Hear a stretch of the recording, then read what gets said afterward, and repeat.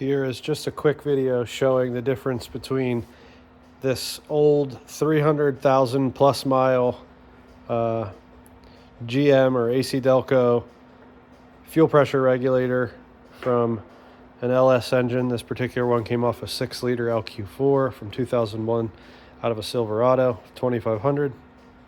And this is a fuel pressure regulator from SMP. Part number is right here. Sorry, this box was in the trash, so it's a little dirty. PR217, made for replacement of the factory regulator. This particular one, there's nothing wrong with.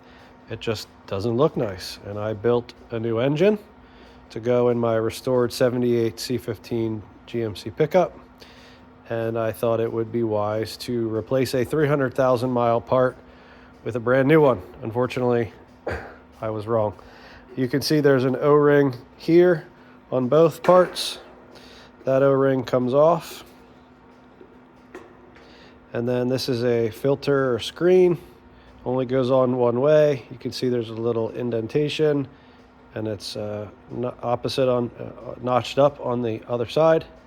So it only goes on one way.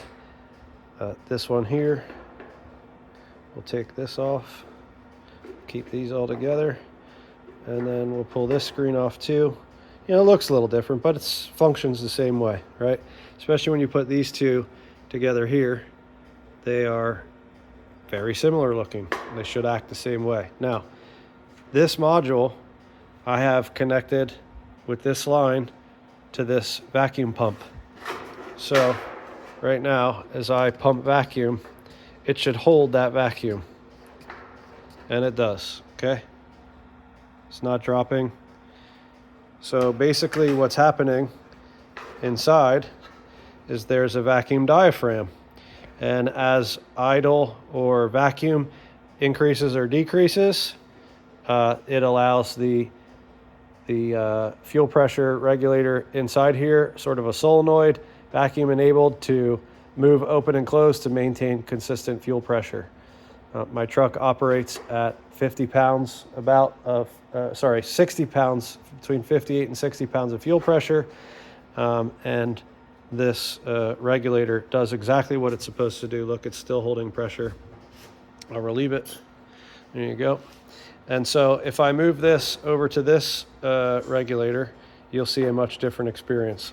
So we'll leave all this apart for now, and let me pause the video and move the line and the vacuum pump over to the SMP regulator. Stand by.